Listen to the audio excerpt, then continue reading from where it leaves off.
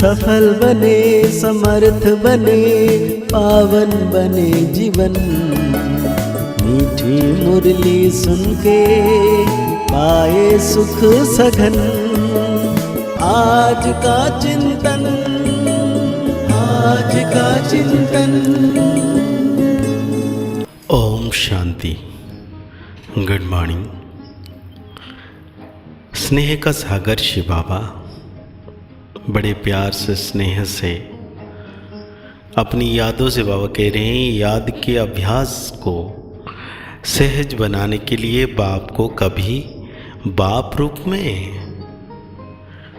कभी टीचर रूप में, तो कभी सतगुरु रूप में याद करो। बाबा कहते हैं, तुम बच्चों को अभी सारे विश्व में कौन सा ढिंढोरा पिटवाना है, पूछ रहे हैं बाबा हम बच्चों से। अब ढिंढोरा पिटवाओ कि सुख की दुनिया मतलब स्वर्ग का रचयिता स्वयं राजयोग सिखलाने आया हुआ है। वो बच्चों के लिए हाथली पर बहिष्त लेकर आया है, इसलिए राजयोग सीखो। बाप स्वयं कहते हैं, बच्चे अब तुम्हारे 84 जन्म पूरे हुए हैं, तुम्हें मेरे साथ घर चलना है, इसलिए देह का भान छोड़ अशरीरी बनो। देवी गुण धारण करो तो देवी दुनिया में चले जाएंगे। बाबा ने बहुत प्यारा सा गीत याद किए हैं। कौन आया मेरे मन के द्वारे, पायल की झनकार लिए। कौन आया मेरे मन के द्वारे।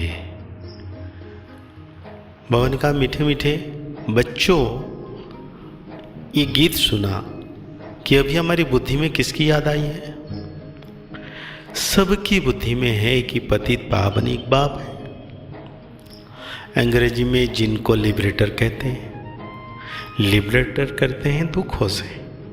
दुख करता, सुख करता, ये कोई मनुष्य व देवता का नाम नहीं है, यह है एक पतित पावन बाप की महिमा। पतित पावन सदगति दादा गॉड फादर को कहेंगे। मनुष्य की यह महिमा हो ना सके। लक्ष्मी नारायण को, ब्रह्मा विष्णु शंकर को पतित पावन नहीं कह सकते। पतित पावन ऊंचे ते ऊंचे एक ही है।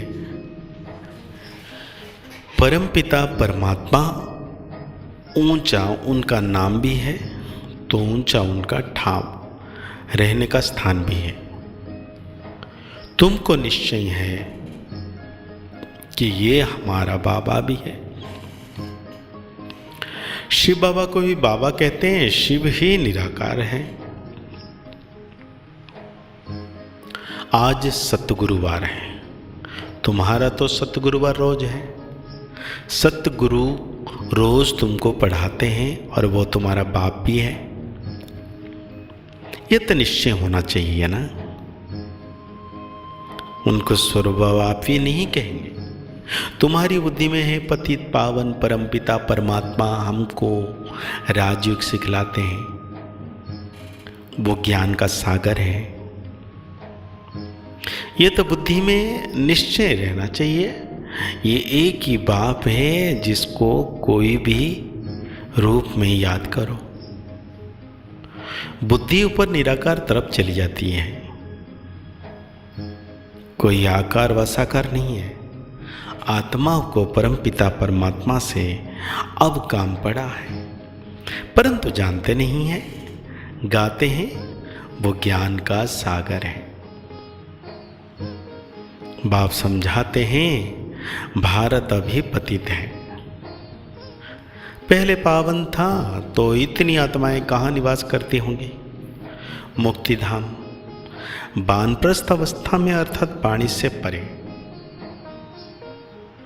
मनुष्य बूढ़े होते हैं तो वाणी से परे जाने के लिए गुरु की शरण लेते हैं कि हमको निर्वाण धाम पहुंचावे, परंतु वो पहुंचा नहीं सकते बाबा कहते हैं झाड़ को तो बढ़ना ही है, मुख्य पाठ है भारत का। उनमें भी जो आदि सनातन देवी देवता धर्म के हैं वो 84 जन्म लेते हैं। आत्मा परमात्मा अलग रहे बहुकाल, तो हिसाब करना चाहिए ना। बहुकाल अर्थात जो पहले पहले ही सृष्टि पर पाठ बजाने आते हैं। बराबर 84 जन्म उनके ही हैं। 84 का चक्र ही कहते हैं, 84 लाख का चक्र नहीं कहते। तुम बच्चों को 84 का चक्र समझाया गया है, आगे नहीं जानते थे। इनसे पूछेंगे तो इनकी आत्मा भी जानती है ना। 2 आत्माओं का राज भी समझाया है। दूसरी आत्मा प्रवेश कर सकती है, अशुद्ध आत्मा का भी प्रवेश हो सकता है, तो परमपिता परमात्मा भी आ सकते हैं। बाकी कहते हैं मैं निराकार ना आऊं तो राजयोग कैसे सिखलाऊं। मुझे ही ज्ञान सागर कहते हैं। मनुष्य स्वर्ग की स्थापना तो नहीं करेंगे ना। बाप को ही कहा जाता है हेवनली गॉड फादर। वैकुंठ की राजधानी है, एक तो नहीं है ना। श्री कृष्ण है नंबर 1 प्रिंस, स्वतः प्रधान। स्वतः प्रधान को ही महात्मा कहा जाता है। अकेले को कुमार कुमारी कहा जाता है। कुमारी का माना बहुत होता है। सगाई हो गई, भल पवित्र रहते हैं, फिर युगल तो हो गए ना। फिर कुमारी का क्या होता है, नाम बदल जाता है। फिर माता पिता बन जाते हैं। बच्चे पैदा हुआ तब कहेंगे माता पिता, शादी के बाद समझेंगे ये माता पिता है। अंडरस्टूड है कि संतान भी होंगी, फिर उनको कुमारी कुमारी नहीं कहेंगे। तुम बच्चे जानते हो अभी श्री कृष्णपुरी स्थापना हो रही है। वहां एक ही देवी देवता धर्म है। बाकी हर एक धर्म का शास्त्र भी अलग अलग होता है। कहते हैं फलाने का धर्म शास्त्र यह है, हम फलाने धर्म अथवा मठ में जाते हैं। आत्माओं को आकर अपना पाठ बजाना है। कोई से पूछो गुरु नानक फिर कब आएगा, वो तो कह देते हैं ज्योति ज्योत में समाया। तो क्या उनको फिर आना नहीं है? सृष्टि चक्र कैसे रिपीट होगी?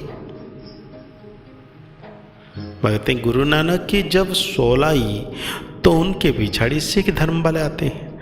अभी तो देखो कितने हो गए हैं। कहते हैं परमात्मा सबको कब्र से निकाल ले जाते हैं। देखते भी हो, यह वही महाभारी महाभारत लड़ाई है।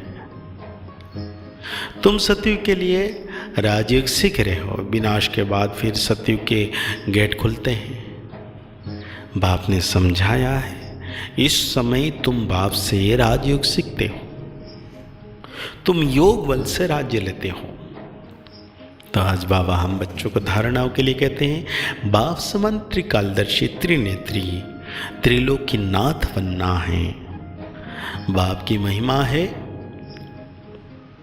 कि मैं स्वयं को मास्टर बनाना है। डबल अहिंसक बनना है, किसी भी विकार के वशीभूत हो, हिंसा नहीं करनी है। बाप का मददगार बन सबको पावन बनाने की सेवा करनी है। तो आज बाबा हम बच्चों को वरदान दे रहे हैं ज्वाला रूप की याद द्वारा स्वयं को परिवर्तन कर ब्राह्मण से फरिश्ता सुदेवता भव। जैसे अग्नि में कोई भी चीज डाली जाती है तो नाम रूप गुण सब बदल जाते हैं। ऐसे जब बाप की याद की लगन की अग्नि में पड़ते हो तब परिवर्तन हो जाते हो। मनुष्य से ब्राह्मण, फिर ब्राह्मण से फरिश्ता स्वदेवता बन जाते हो। जैसे कच्ची मिट्टी को सोंच में डालकर आग में डालते हैं तो ईंट बन जाती है, ऐसे यह भी परिवर्तन हो जाता है। इसलिए याद को ज्वाला रूप कहा जाता है। आज बाबा हम बच्चों को स्लोगन दे रहे हैं शक्तिशाली आत्मा वो है जो जब चाहे तब शीतल स्वरूप और जब चाहे तब ज्वाला स्वरूप धारण करे। तो आज की मुरली के अनुसार हम सोमान लेंगे, मैं ब्राह्मण से फरिश्ता बनने वाली आत्मा हूं। मुरली को और गहरी रीति से चिंतन करते हुए निरंतर सर्वशक्तिवान बाबा की याद में रहना है।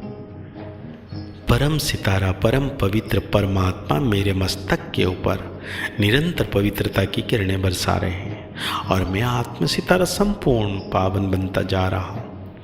मुस्कुराते रहिए, आगे बढ़ते रहिए, पुरुषार्थ करते रहिए, खुश रहें, स्वस्थ रहें, मस्त रहें। ओम शांति, ओम शांति, ओम शांति।